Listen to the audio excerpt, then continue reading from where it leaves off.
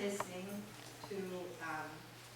Mikala and talking about Irena Sandler, and then Batya sort of put it together beautifully and showed us how different and yet the same they were. And those are kinds of people are unbelievable. So now, we have arrived to our keynote speaker this afternoon. This is the book by Pilar J. Mazeo, Irena's Children. And New York Times Post Best Book of 2016. An extraordinary telling of Irena Sandler, the female Oscar Schindler, who took staggering risks to save 2,500 children from death and deportation in Nazi-occupied Poland during World War II. Pilar J. Mazeo is a New York Times bestselling author, the Clara C. Piper Associate Professor of English at Colby's College. She divides her time in Mount Coastal, Maine, New York City, and the Sanderson, British Columbia. It is my good honor and privilege to call on Pilar.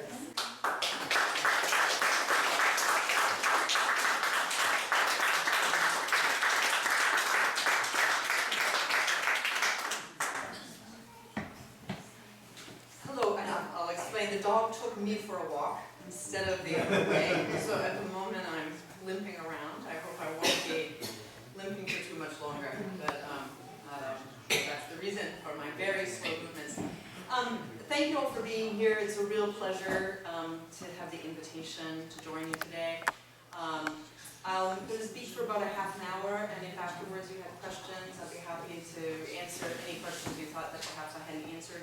I'd like to take an opportunity to thank Mr. McCulloch in particular for introducing you all to Irena Sandler and for being here. And I hope that he will send his best to Anna Peszowska and also to Janina in Warsaw. They were people that I was able to speak with while I was researching this book. So I feel a very warm sympathy between all of our interests in making sure that the story of Irena Sandler is full. And congratulations to Jerry, and thank you for arranging to invite me to speak here. So what I thought I'd do is begin by answering the question everybody always has, which is how did you come to write the story of Irena Sandler? So as you heard, my background is primarily as an academic originally, but my specialization is in writing women's history, women's biographies. And early on, my research field really was in women's biographies and in stories of women's resistance in the Vichy period in France. That was really where my focus began. I had written on a resistance network in particular that was run by the hotel staff out of the Hotel Ritz in Nazi-occupied France, writing about a woman named Blanche Rubenstein, who was a Jewish-American woman who was married to the managing director of the Hotel Ritz and ran a very, very important resistance network at that hotel during the period. So that was really my original interest in Second World War history and women's biography. But my story of how I came to Irena Sandler is really a very personal one for my family, having to do with Poland. I'm not Polish, but my brother and sister-in-law worked in Poland and lived in Poland for about a decade. They worked for the State Department. My brother was the consulate officer in Krakow, and my sister-in-law was the director of the American School in Krakow at the time. And they were living in Poland and had really come to love Poland as a country, as diplomats living there. And my niece and nephew had been recently born. And so the first time that I saw my niece and nephew, I saw them in Poland where they were growing up. And it was really on that visit that my sister-in-law, I mean, the school in Krakow where my sister-in-law was the director, was the trains to Auschwitz used to run not far from there. And we were walking in a forest. And I remember asking my sister-in-law, because they were in the midst of a quite large capital campaign to develop the school. I I remember asking her why that forest hadn't been developed. And she said that in the beginning they had begun earthworks in that forest, and that in the end, the things that they found meant that they just stopped construction and they buried the ground back up and walked away again. And there had been a massacre there in 1945, I remember her telling me that when she first was in Poland on All Saints' Eves, was really the first year that she was there, when the forest was alight, was the first time that she had really understood what had happened there in 1945. So my brother had said to me, you know, do you want to see Auschwitz?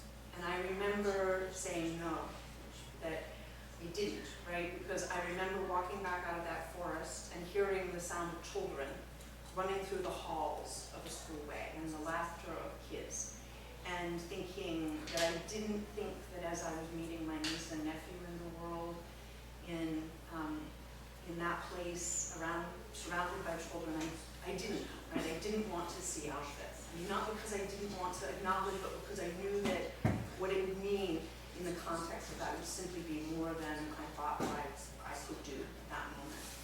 And that was the context of that evening over a glass of wine, where my sister-in-law first told me the story of Irena Senlova. And that story was already quite well known in Poland, right? At that point, Norman Conrad and the American middle school children had already visited Irena Sendler and had already popularized that story as part of the school curriculum for the National History Project in the United States. But the story was not known particularly in the United States outside of a series of articles. Anna Michalska had already written her Polish biography based on her knowledge of Irena. And the story was very, very well known in Poland, but not yet very well known in the Anglophone world. And so when I heard this story in Poland for the first time, that was really when I decided that this was a story that I wanted to write. That was an important story for me as someone who wrote on women's history, and also an important story for my family in terms of our really sort of an adopted relationship with Poland as a country that they've come to love, and their children. I don't speak Polish. My niece and nephew grew up speaking Polish. Bridging that kind of gap as immigrants in a very, very particular position in Poland.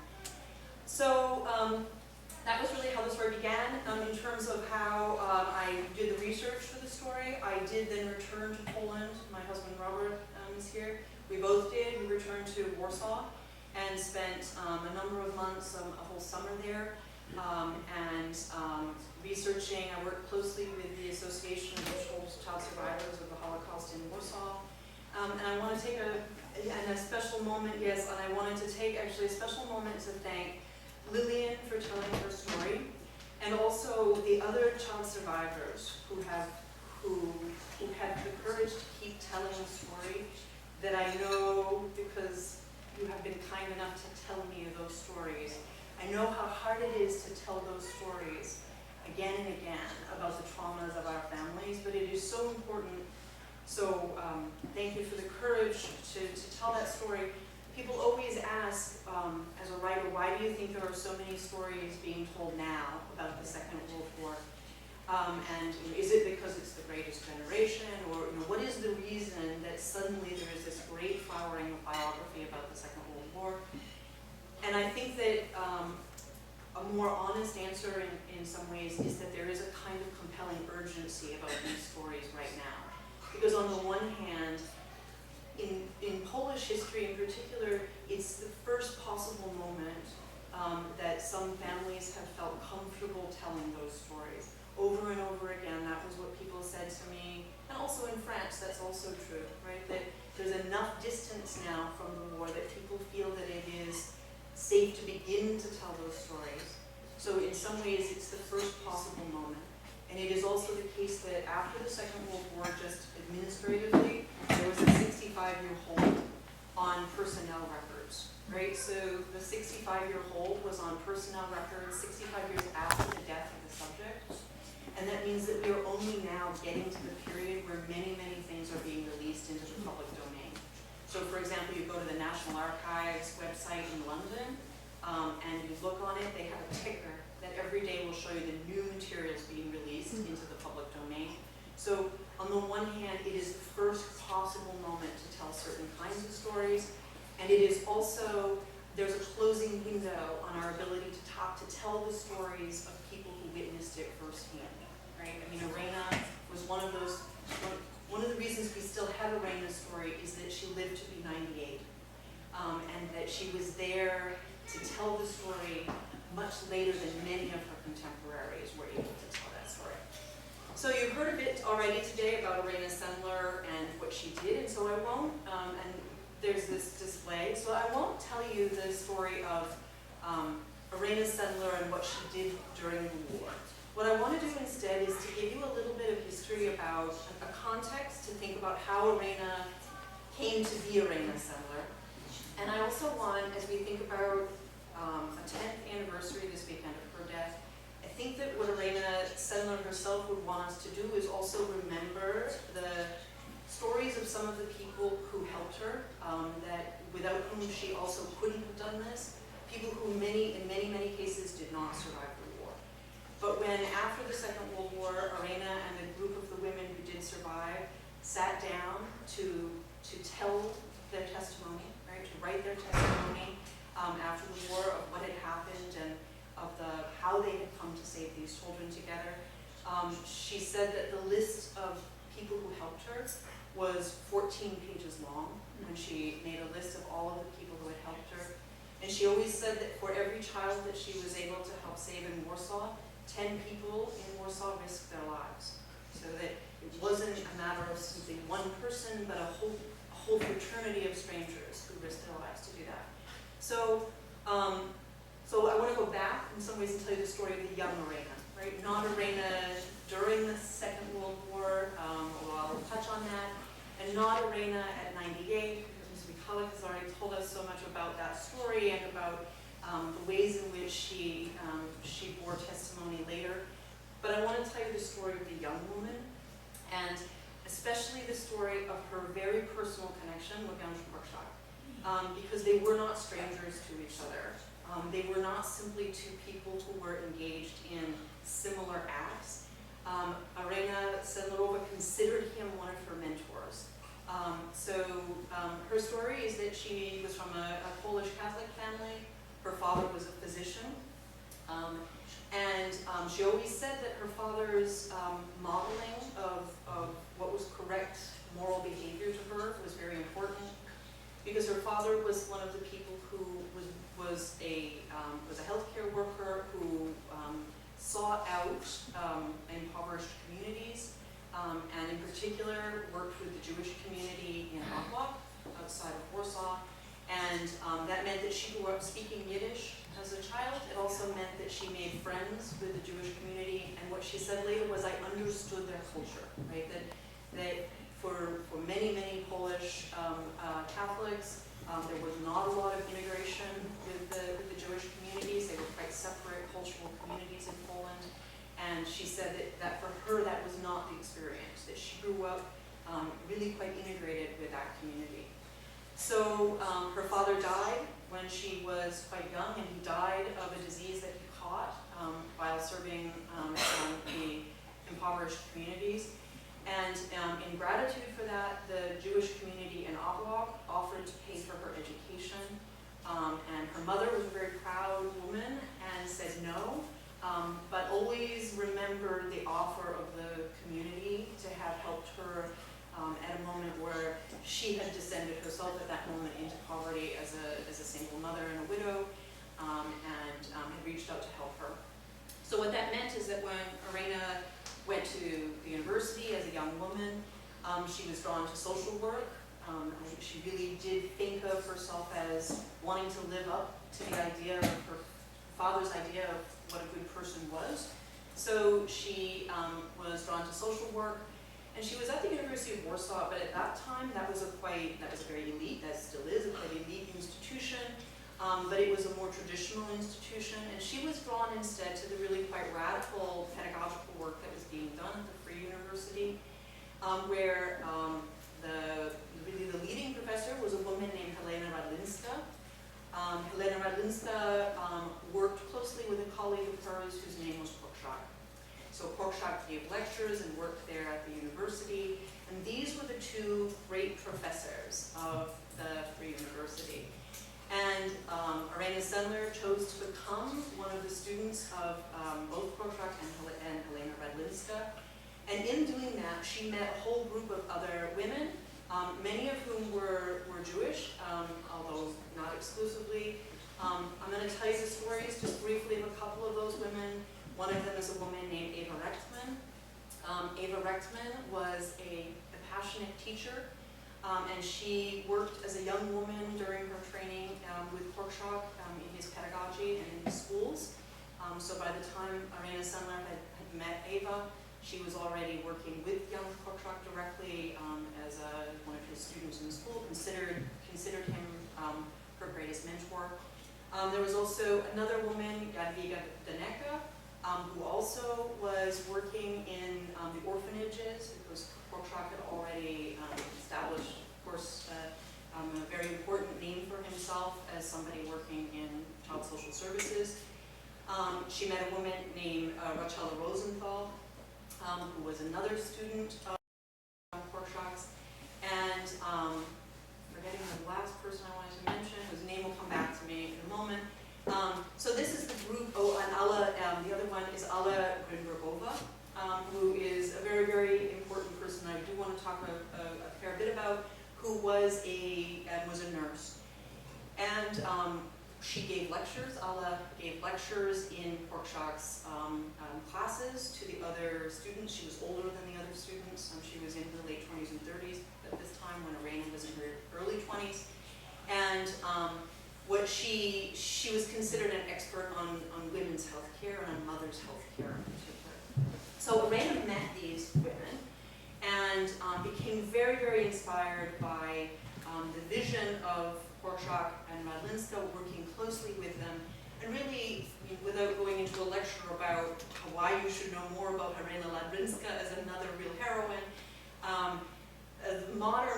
our modern notion of really social welfare, in some ways in the European model, is based on the pioneering vision of Radlinska, theoretically.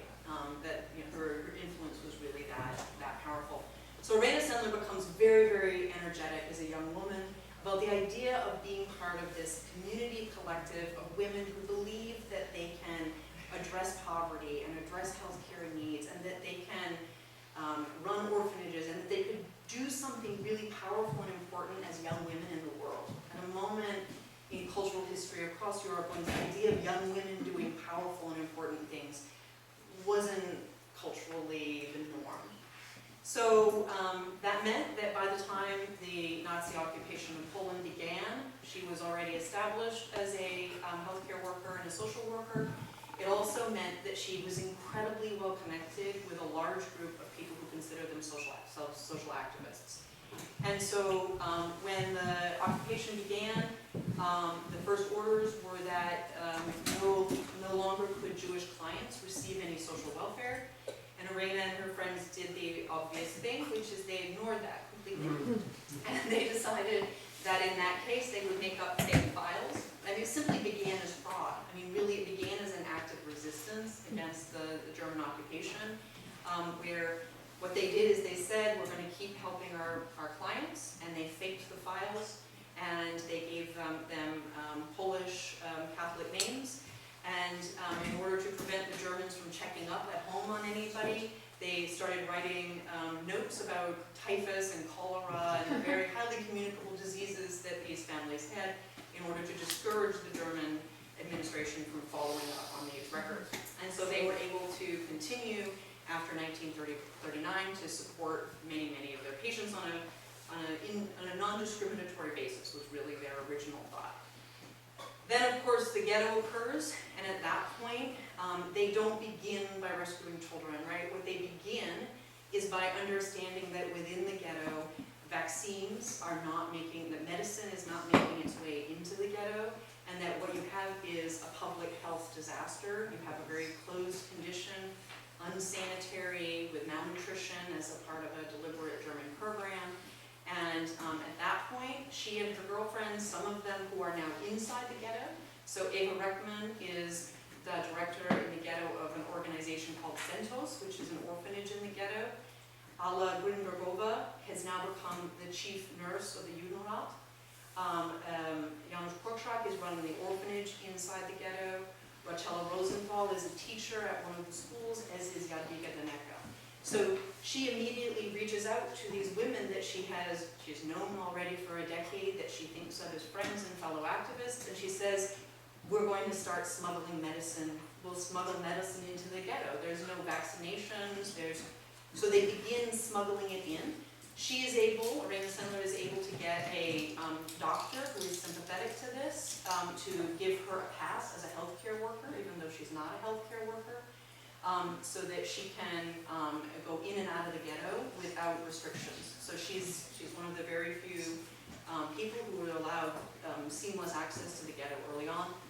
And it really only is by 1941 that, and as they come into 1942, that systematically malnutrition and the refugee populations inside the ghetto mean that there were many, many orphan children who, because their parents have already died of the disease in the ghetto, they're just abandoned on the streets. And so really it begins with, she says that, she writes an autobiography, a handwritten autobiography late in her life. She wrote and she said, that in the beginning I had to step over the bodies of children in order to walk into Eva Reckman's office. She said, that the problem is, what did it mean to walk over the bodies of dying children in order to deliver medicine to a social worker? And she said, so we did the obvious thing, which is that we decided that these children are orphans, there is nobody to care for them, the ghetto is not a safe place for them, and so they began taking orphan children out of the ghetto. But it really began by taking abandoned children off the streets and then finding ways to place them either in Polish homes as foster children, or to place them in orphanages, Catholic orphanages that assisted parents. And then, of course, by 1942, when the actions begin and the deportations to Treblinka begin, then they escalate the action and they realize that they have to get anybody out of the ghetto that they can. But the reality is that children were easier to save than anybody else, right? One, they're littler, and so they're easier to hide. But the other thing is that to hide a Jewish person outside the ghetto meant that the minute you opened your mouth, if you didn't speak Polish natively, you had given yourself away. And this was a period in time when many members of the Polish community were not well assimilated into the, I said already that there was really a significant cultural divide between those two communities. And so most of the children that they were able to save were children under the age of 7, and it was for the simple reason that if you saved a child under the age of 7 and you could hide them long enough in a Polish-speaking home, in order for them to learn the language, they could learn the language natively, and you could hide them in plain sight after a period of time. So that was the reason why so many, and it is not that they didn't save adults, they often did.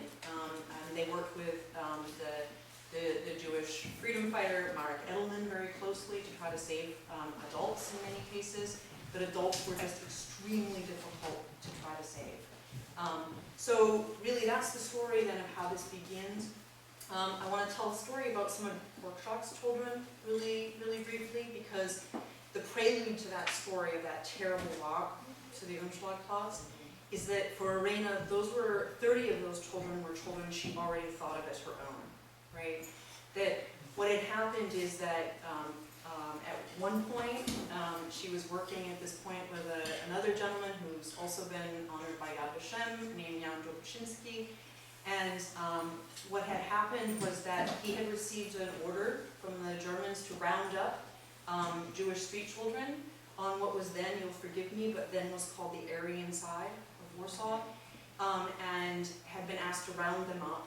And of course, if they were found to be Jewish children, these street children, they would have been sent to one of the camps immediately.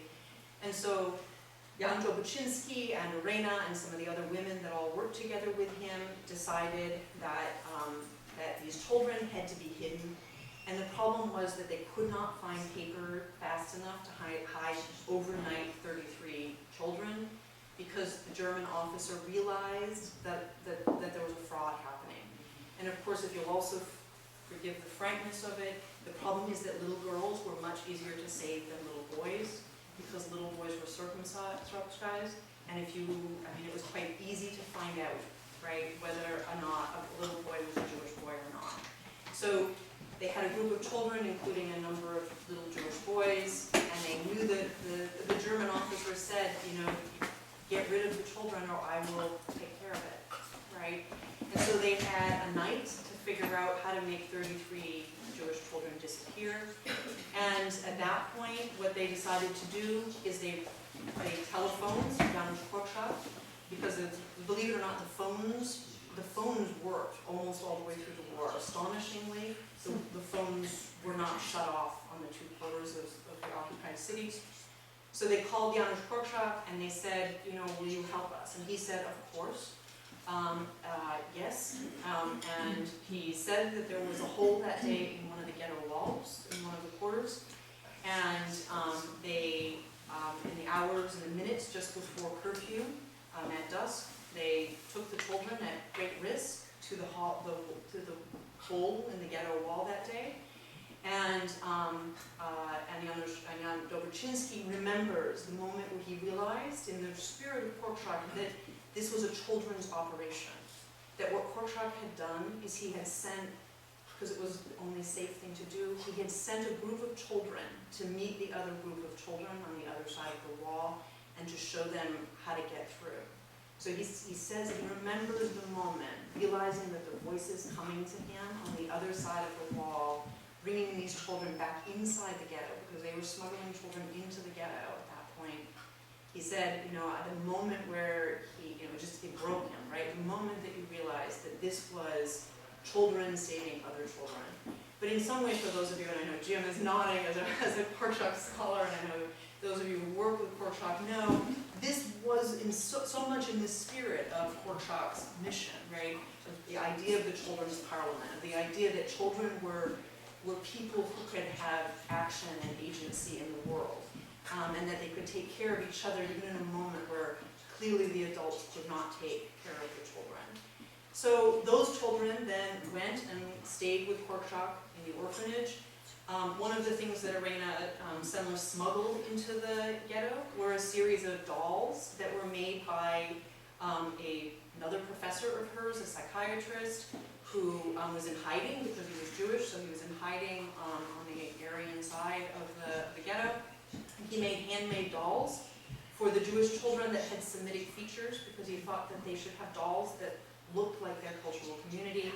And so, Irena smuggled those into the ghetto and was a regular visitor to those children in the period that they were there, attended their dramas. And that means that walk, right, when she saw Korczak walking that day to the University, and she did. I mean, she was one of the witnesses who stood there and watched that, as you've already heard. What she says is that she remembers the moment, looking and seeing what the children were carrying in their hands, and realizing that they were carrying in their hands the dolls that when they were asked to choose the one thing that they wanted to carry with them when they knew that they were leaving their home, and that the children did not know where they were going. Korczak did, but they didn't know where they were going. He made sure they didn't know where they were going. But she says that was the thing, is that it was that moment where she realized that if you asked a child what was the thing that you took with you, it was these dolls that her colleague had made and that she had smuggled in.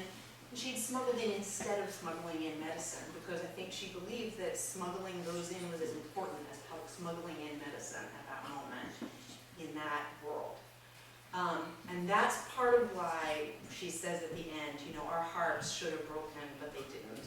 And that's why she said, you know, that what happened at Paviak was never as bad, right? Torture that left her limping for the rest of her life was nothing compared to the moment where what she understood herself as having seen was 33 of her children, right? Having made that walk. So just very briefly, I want to tell you a little bit about these other women, right? Because the other thing that I think is just very, it's so important to understand that part of the reason that Irena has become this heroine And there's no doubt that Irena Sendler is a woman of immense, really unfathomable moral courage and physical courage. But she was not the only heroine, right? In her own mind, she wasn't even, the reason she's so modest is that in her own mind, she wasn't even the best heroine, right? And many of the people who did the most heroic things were the ones who did not survive. So the story of Jadwiga Daneka, and if you know, I'm sure you know Karolinska Melek. So Karolinska Melek is a journalist today, alive in Warsaw, wonderful woman. She was saved from the ghetto as a, I think she was 8, is that right? Remember, Lillian, to do 8 or 10, I'm not remembering exactly how old now. But so Karolinska was old enough to remember, is the key thing, right? She says that she remembers the day in August of 1942 that she walked out of the ghetto, because she says that she remembers seeing the strawberry and the tomato plants growing on a deck on the area inside of the city. And she says she remembers thinking that she didn't know that color existed, right? That you didn't see red, you didn't see fruit in the ghetto. And she was saved by a woman named Jadwiga Daneka, one of Korczak's students. And Jadwiga Daneka was part of Irena Sendler's network. Really, these networks were more like a series of individual cells.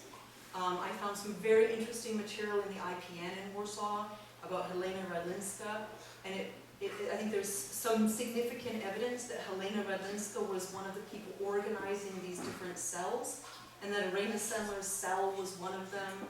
But there were other cells that were interconnected, but they all acted independently so that if somebody got caught, you wouldn't take down the whole network, right, of resistance.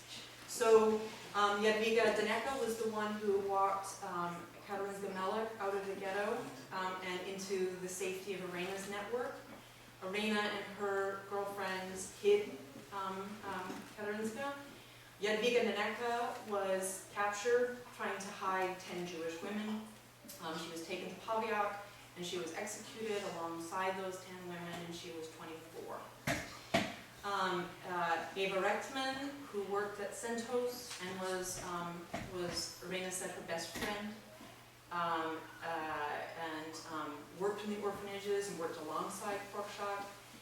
She was rounded up in July of 1942 in one of the and died at Treblinka and did not survive.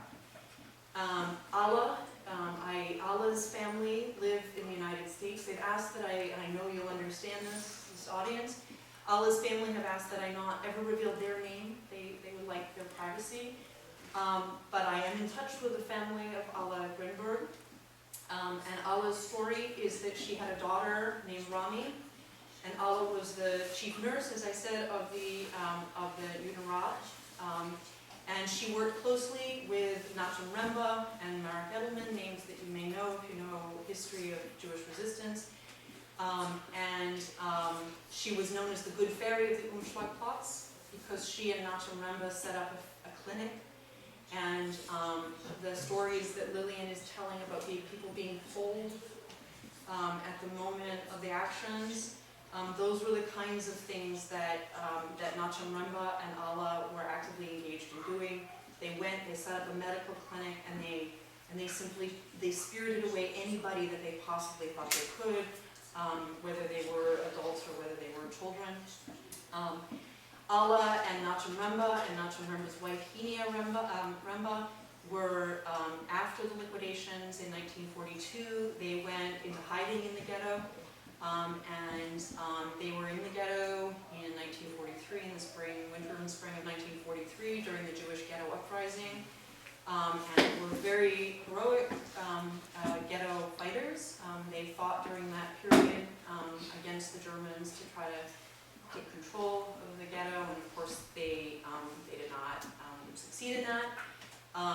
Henia Remba was killed inside the ghetto during the uprising, Nachum Remba and Alla Grinberg were taken to Poniatowa, where they immediately began working with Żegota. They were in the organization Żegota, which was a resistance organization. They immediately, inside a concentration camp, began setting up a resistance network to try to plan an escape.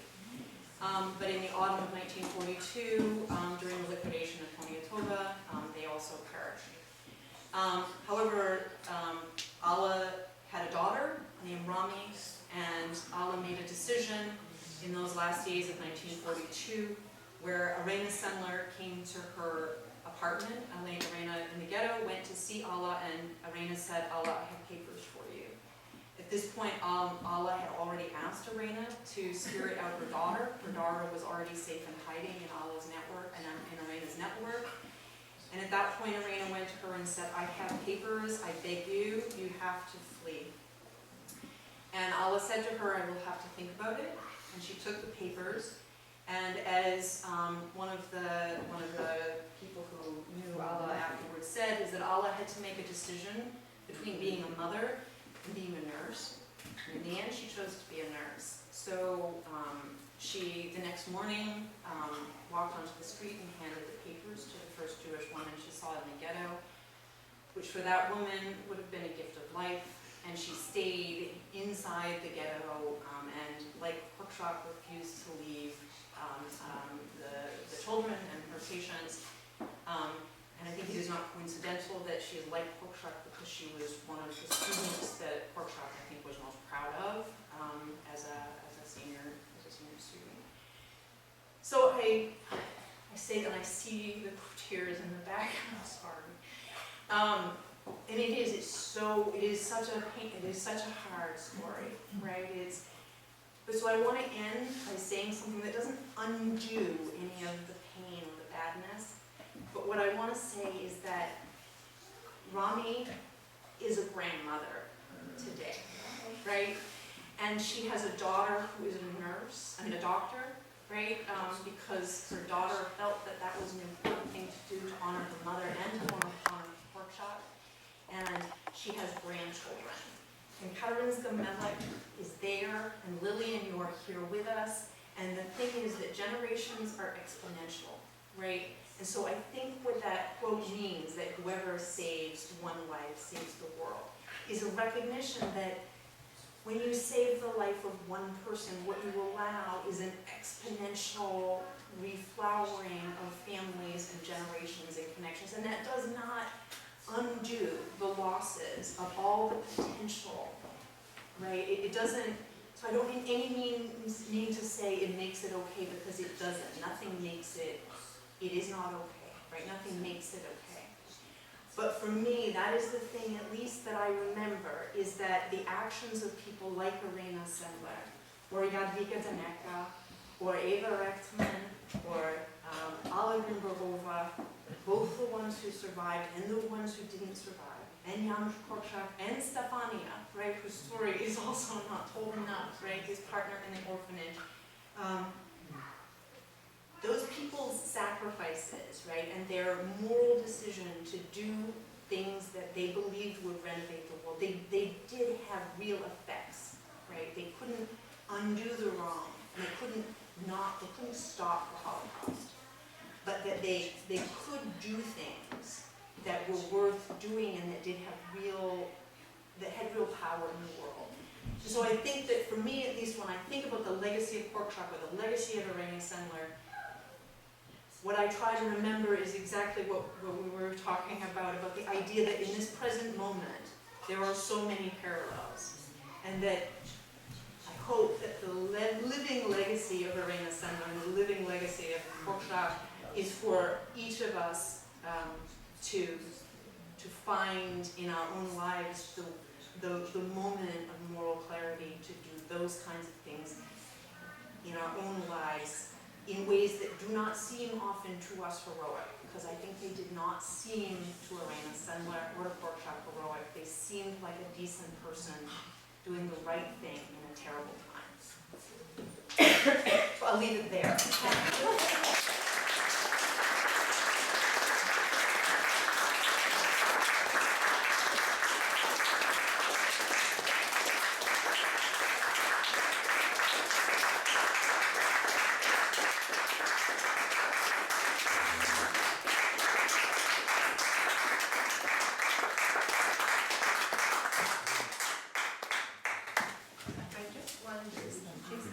Of course, I'm delighted to.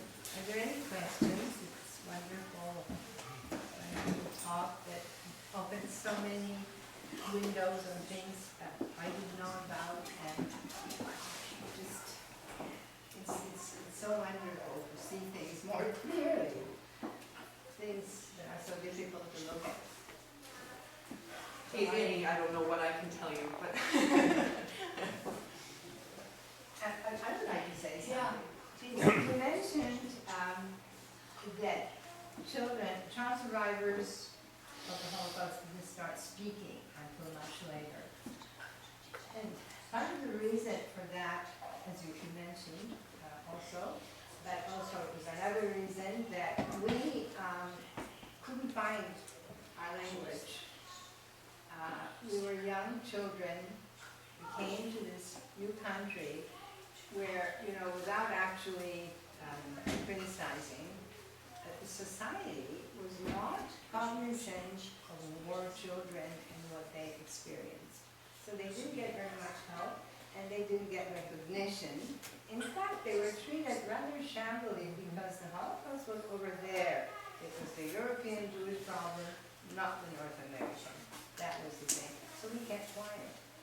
And only when certain people, like Robert Krell in our midst, who I'm sure some of you know, started making videos, he suddenly started realizing that the children of the Holocaust are witnesses after all, even though they were children at the time. What do you think about that? Yeah, no, I mean, I think that's exactly, I mean, and you said that you know you're involved with the Association with the Children of the Holocaust in Warsaw, in Poland, so they're based out of Warsaw.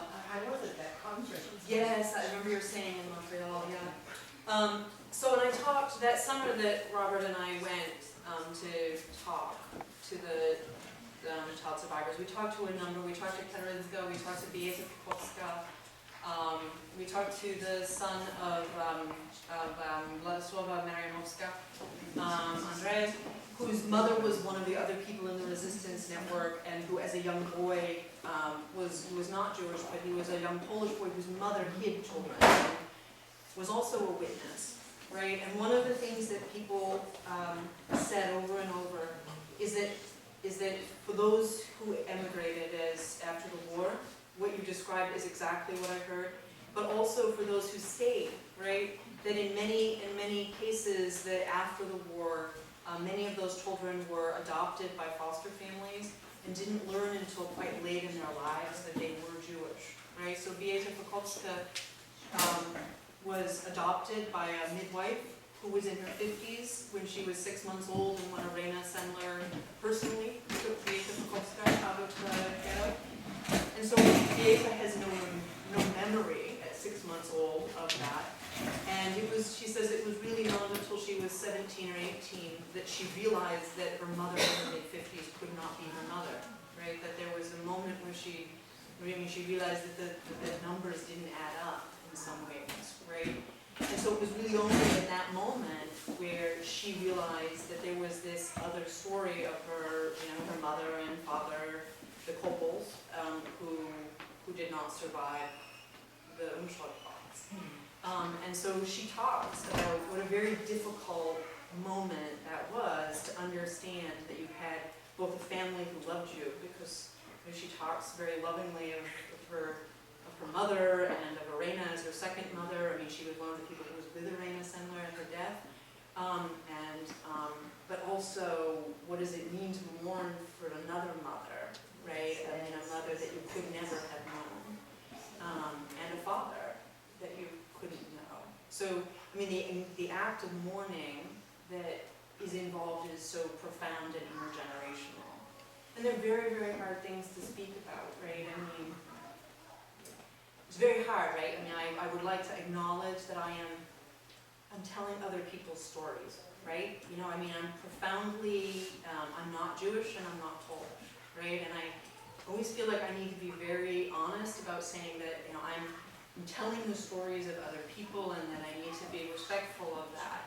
And I hope that the idea that I'm telling the story of other people is an act of intellectual engagement and compassion rather than appropriation, right? One's always very... It makes you a witness. Exactly. I hope that it is that, right? But I remember thinking when I was there that summer talking to child survivors and thinking, you know, I've asked these people as a historian, as a professor, right? You bring down the veil, right, of I'm a professor and I'm a historian and I'm here objectively to tell the truth, right? That's my job. Because it's an easier place to retreat to, right? And I remember sitting, I know Robert, you remember our sitting there. You've asked people to tell these stories of the murder of their families. I mean, that's what you've asked somebody to tell you so that you can write about it. And I remember sitting there and underneath the table pinching my leg as hard as I could because the stories were so painful. See, I got you crying, didn't I, babe? The stories were so painful. And yet what you thought is, I don't have the right to cry about that story, right? I asked somebody to tell me this story as a historian, and the right to cry is not my right, right? And so I remember thinking, if I pinch my leg hard enough under the table, then the pain of my leg will be enough that I can focus on that thing. And I will not cry because I can't do anything that makes it harder for Katherine's to tell that story, right? Because I'm already asking her to tell a story that is for her reliving something that happened to her as a young woman, as a child. So I want to say that. I mean, I'm so grateful to you, Lillian, for. I mean, I have such courage to tell the story again and again, and yet, I mean, it is the only way to bear witness is to tell the story. It's also an act of healing, self-healing. Other questions? Yeah, Nancy, please. Being courageous to the point of risking torture and death is not an easy thing for anyone to do. And I get the sense from what you've told us in this brief period of time that your book talks about that. She was honoring her father, her parents. Also from a practical point of view, often you feel like your courage isn't going to go anywhere, but she had a network. She had people to help her. Kind of remarkable. I don't think I've ever heard a speaker who had a person as a subject and actually spoke much more about other people than about her, which is an incredibly powerful message. I just wondered if you had any other things you could share with us about what gave these people the courage. Yeah. No, it's a great question. I mean, I hope that one of the things that the book makes us ask ourselves, right, is would I have been brave enough to have done that, right? And I would like to think about myself that I would have been brave enough once to have done that. But if I'm really honest, I'm not sure I would have been brave enough to have woken up every single day for a period of years. I mean, I hope that, but I'm not sure of that, right? And I wish I were. I would be a better person if I were sure of that, but I'm not. I mean, I would like to believe that. So I thought a lot about that. What did it mean to wake up every single day and decide, no matter how crappy a morning I'm having, I'm going to risk my life to do this thing, right? And I think part of it was that there have been some really interesting studies on who helped Jewish people during the Holocaust and who didn't. And over again, what the sociological research seems to show is that what mattered is that you knew in that persecuted community and you knew them as a person, right? That she had friends, right? She also had a boyfriend, right? I mean, I kind of glossed over that part of the story. She actually had a Jewish boyfriend. So part of the reason she's in the ghetto is that she's got a boyfriend there, right? So, I mean, I think that was a lot of it, is that for her, these were people who were already part of a community network. So I'm not sure that, I think she thought about it both as an abstract ethical decision, but I think she also thought about it as a series of very particular ethical decisions, right? Which is, my friend Ava is in the ghetto, and I love my friend Ava, and my friend Ava is trying to save the lives of kids, and I have to step over the bodies of children to go and help my friend Ava, and we have to do something. So it was, she was able to extrapolate, I think, from the idea of having a series of connections with people who were in a persecuted community to thinking, you know, that this community's suffering is my suffering, right? That this is my responsibility. I mean, it wasn't it was her responsibility to do something about it. So I think that's a lot of it, and what that suggests to me, at least, is that, you know, in terms of, you know, what do we do in the present moment, right? That, you know, that really it is making sure that we make sure that our children know people from other experiences in the world, right? That, you know, what is the way to, you know, raise decent, ethical, courageous, moral children, even if we're not sure about it ourselves, right? How do you raise children who you believe will do those things? It's to make sure that they know people from as many different communities and as many different experiences in the world, because I think that is, I mean, the ability to bridge empathetically the idea that, you know, these people are not us and them, you know, these are my friends, and these are my community, or this is my neighbor. I think that was part of it. I also think that one of the things that was both good about Irena and, I mean, she was a heroine, but she wasn't a saint, right? I think it's really important to say that she was not a saint. One of the things she said about herself was that she recognized that she was a little bit zealous, right? I mean, that, you know, that they were very committed, they were young, idealistic people who embraced that. And later in her life, one of the things she said is, you know, I understand in retrospect how idealistic we were, right? That, you know, we believed that there was an injustice and that we had to solve the injustice. And I think, I'd like to think, at least we all believed that when we were 19 and 20, and then you get to 46 and somehow the world beats some of that out of you, right? And that is also in the spirit of Korczak's legacy why, you know, why children having a voice in things is so important, is that, you know, they still see things with that kind of clarity of ethical and moral vision, right? So yeah, I don't know more than that. Yeah. There's maybe a comment, there's a woman with the name Hannah Tetz that has done lots of research over the years, and looking for a common denominator of those that were dedicated. It's a dedication, not like you see somebody sinking in the water and you jump and you say, this is like continuous over extended periods of time. And obviously personal relation were very important. The other thing was people just simply understood what's right and what's wrong, and they were charismatic. Those were major things. You know, it makes some sense. So also, you know, some people known to be anti-Semitic, deeply anti-Semitic, committed to anti-Semitic, were saving Jews. That's right. Because they, on the other hand, they said, this is right, this is wrong. I know what's my duty, what's my... That's true. That did also, that's a great point. That did also happen. That there were people who absolutely did it because of a Catholic belief, and even though they were opposed to Jewish political, cultural life in very clear ways, they nevertheless did save Jewish families. Like the village of Chambon-sur-Mignon in France, where Yep. the entire village made a decision to help Jews. And nobody could understand why, just that one. There's a question. Yes, please. Let me get the gentleman in the back, and then I'll come over here. Yes, please. Yes.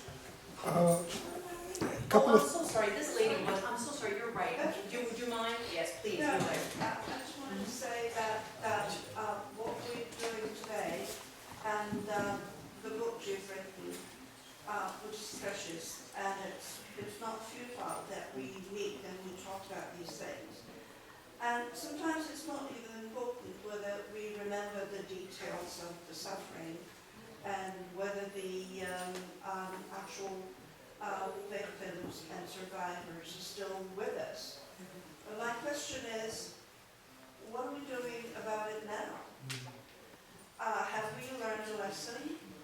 History tends to repeat itself, and in light of that, it seems that we talk, sometimes it's cheap, but, you know, words, it's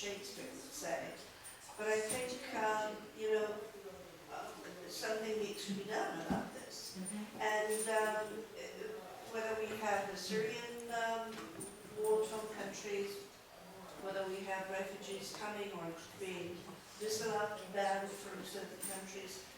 These are the topics that actually are generated by your book, according to me. I read it in one night, and then I read it again, you know, to get your way of thinking about things. But I also relate to our interactions of this day and age. No, I think I don't know the answer, but I agree completely that that is the important question, right? That We should all ask ourselves. absolutely. Individually. And it's, I think both in terms of the resurgence of anti-Semitism, but I also think in terms of all the other genocides that have happened ever since we said never again, right? We have not done a very good job, right? We have not done a very good job.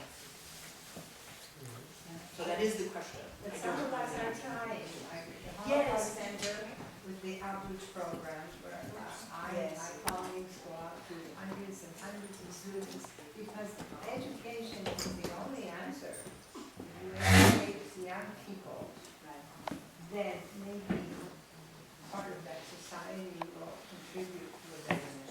And I think the United Nations does try. I think there are people of good faith who, I think you're exactly right. I would not want to suggest that there are not countries and citizens and individuals and organizations around the world trying to end. But those are the questions of, the darkness of the human heart, right? They're questions that unfortunately I think will probably always be with us, right? I'm not a very good biblical scholar, but I remember Cain and Abel, right? You know what I mean? I think there is, that problem. Yes, please, sir. There is a subject of languages that children spoke that was mentioned here a couple of times. There is a story that I heard from a member of Polish community here in Vancouver over 20 years ago. I think some people may remember him. His name was Nestor, and he was not a Republican. He was a member, after the war, he was a member of some sort of appropriation committee that worked with children and tried to understand where they're coming from. And some children were captured to concentration camps so early in their lives, being 2, 3, 4 years old. They didn't remember their languages, they didn't know where they're from. So the member of this appropriation committee would come to the room where children would play, and children were, naturally very scared after all they went through. So they were, they feared any new face that they would see. So they would immediately stop playing and stared at these members of the committee. So what they would do, these committee members, they would go into a corner and sit down there and sit there quietly. And children, little by little, one by one, would stop staring at them and would return back to their place. At that point, these members would start talking to each other, switching languages every few minutes. And the reason why Nestor was invited to this committee is because he was in Polish army in 1939, and he was captured, and between 1939 and 1945, he was transferred from concentration camp to concentration camp to concentration camp. So he met people from all the countries, and he knew languages. So as they switched to a new language, some children would start paying attention. They would turn their heads.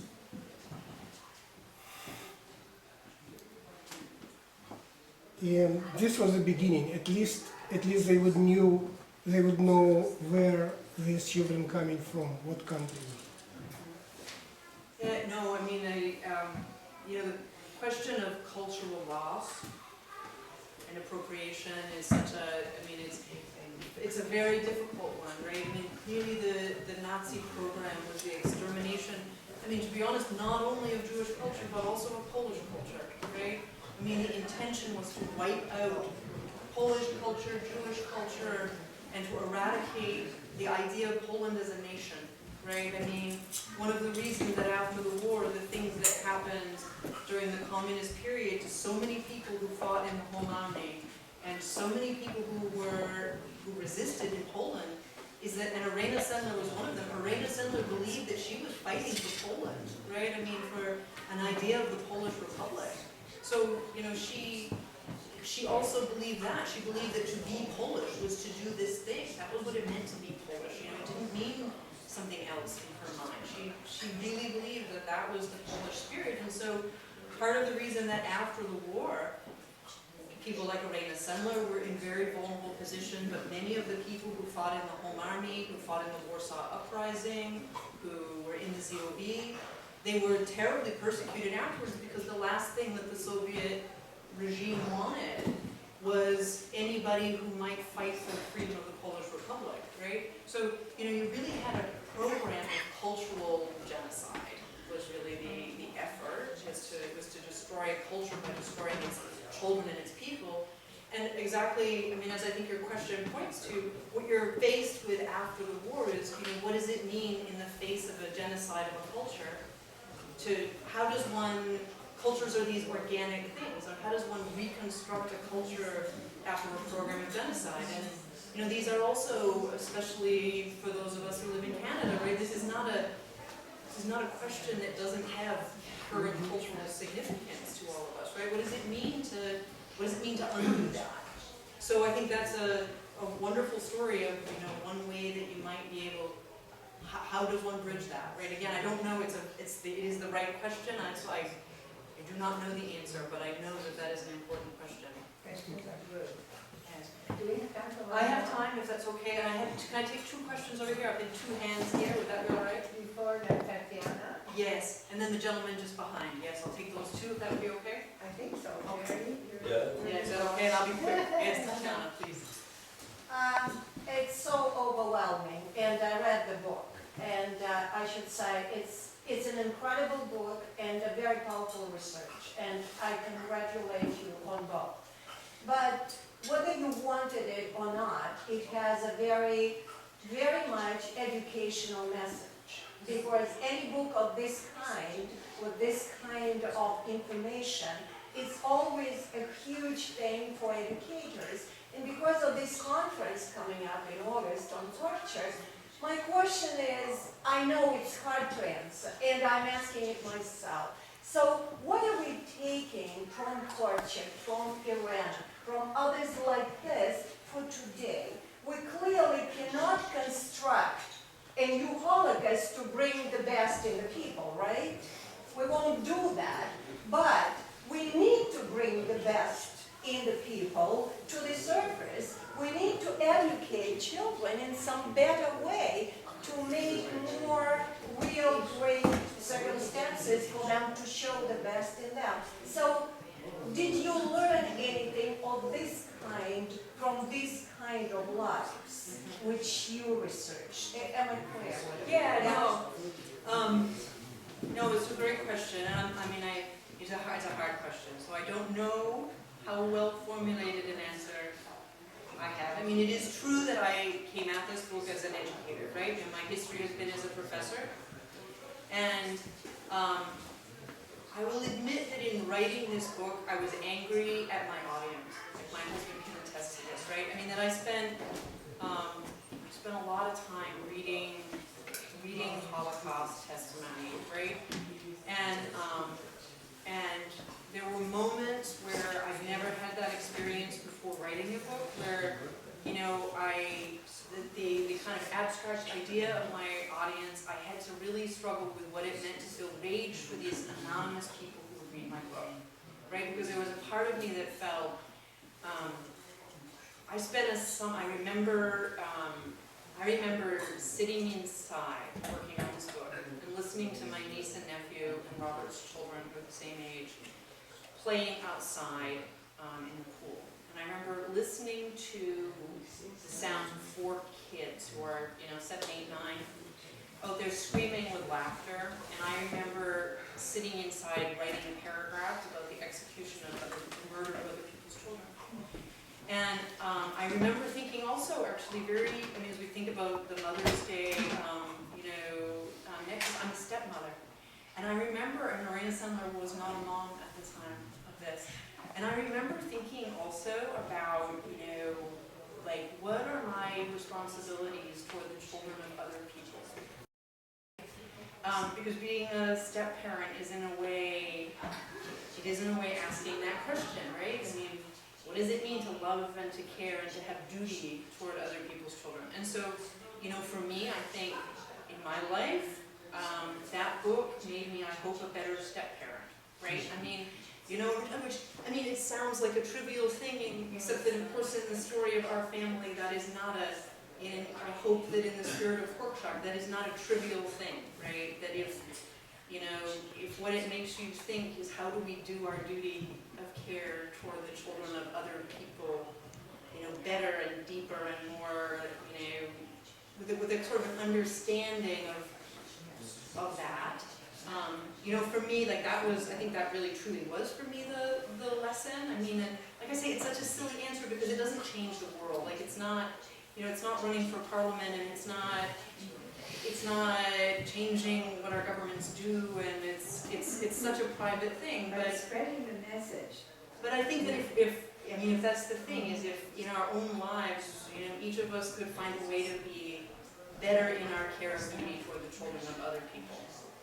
I don't know that I can see a vision bigger than that, as little and tiny as that is. But the first answer, yes. Yeah, thank you for the question.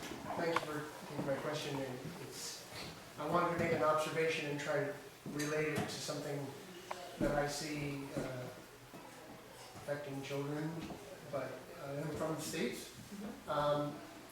At a point in your description, you talked about how it was safer for children for a moment that were living outside the wall. It was safer for them to be inside the wall, and how dangerous that was to bring them in there, where they still subsequently died later. But for that moment, it was safer inside the wall. And you mentioned that who was there to meet them inside the wall were not adults, but children. And and you made a statement that it was the adults could not protect, but the children could. The children were the ones that had the best chance of protecting other children, right? And that relates to me still today, in that there are some situations, and I'll say it plainly, like gun violence in the United States, where adults cannot seem to protect the children. And specifically, the Stoneman Douglas case out of Florida, and what had to happen was the agency of younger people had to be expressed themselves so that they could take on the power of advocating for the protection of their own lives. Because their parents and their community could not. Okay? So I'm looking at this picture, and I'm wondering of